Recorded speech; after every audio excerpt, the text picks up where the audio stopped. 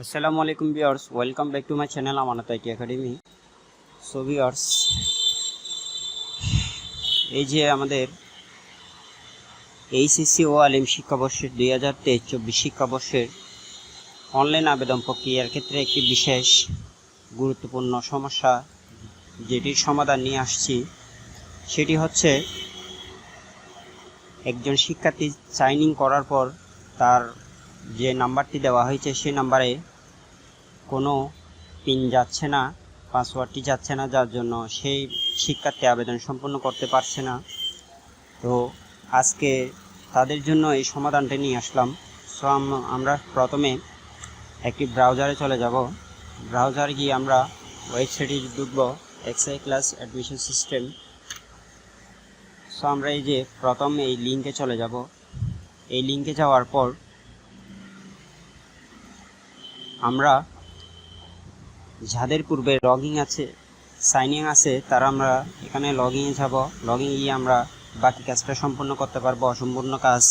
আর যাদের হচ্ছে একবার সাইন ইন করেছেন কিন্তু পিন নাম্বার বা পাসওয়ার্ড যায়নি এসএমএস এর মাধ্যমে, তো তাদের হচ্ছে এই যে একটি পিন নাম্বার হারিয়ে ফেলছেন, পিন পুনরুদ্ধার করুন একটি অপশন দেওয়া হয়েছে।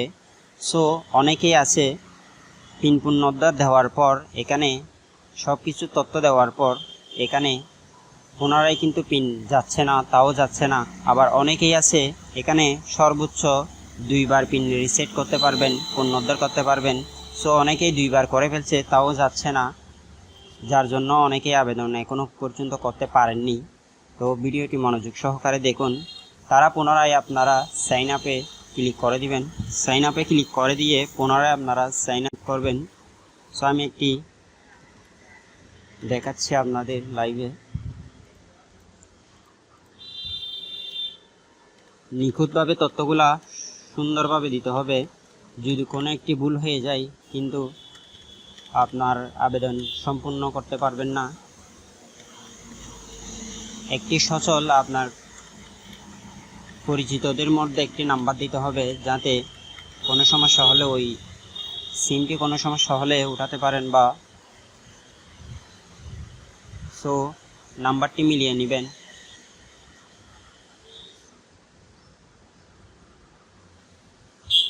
সো দেওয়ার পর সব কিছু ঠিকঠাক থাকলে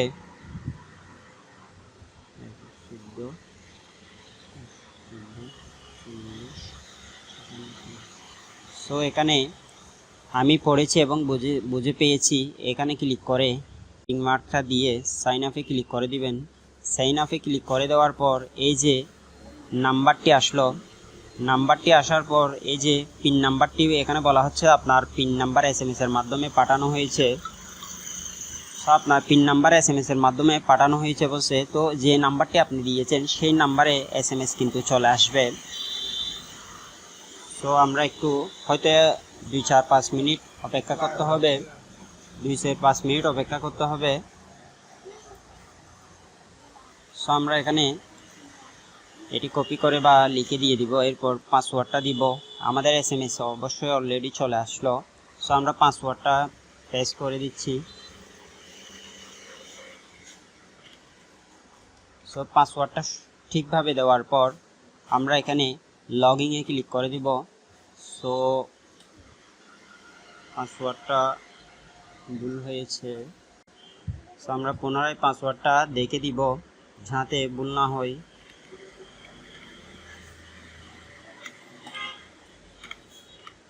সো আমরা লগইনে ক্লিক করে দিব।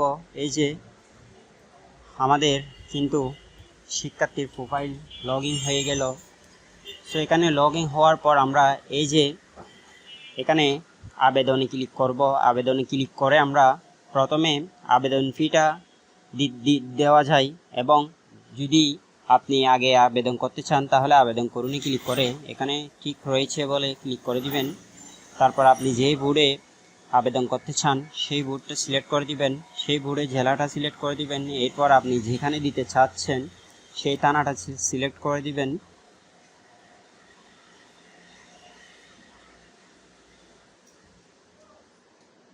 সো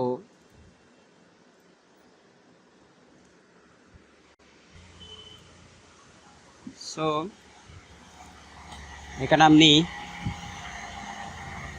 যে কলেজটি আপনি দিতে চাচ্ছেন ফার্স্ট চয়েসে, সেটি হচ্ছে থানাটি সিলেক্ট করে দিবেন। দেওয়ার পর এখানে সেই কলেজটি চলে আসবে। সো গাছবাড়িয়া গভর্নমেন্ট কলেজ, সরকারি কলেজ দিয়ে দিলাম। এই যে সো প্রায়োরিটি অনুযায়ী আপনি ফার্স্ট প্রায়োরিটি, সেকেন্ড প্রায়োরিটি এভাবে অনুযায়ী দিবেন আপনি।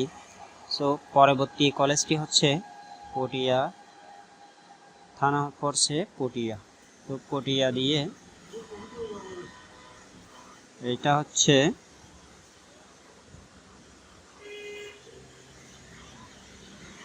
মুজাফফরাবাদ কলেজ, সেইটি দিয়ে দিবেন।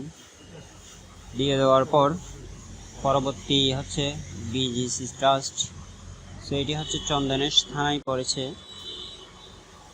এই যে বেগম গুলসেমিনার একাডেমি স্কুল অ্যান্ড কলেজ, এটিতে দিয়ে দিব 3 নম্বর। 4 নম্বর হচ্ছে পুনরায় পটিয়া পড়েছে।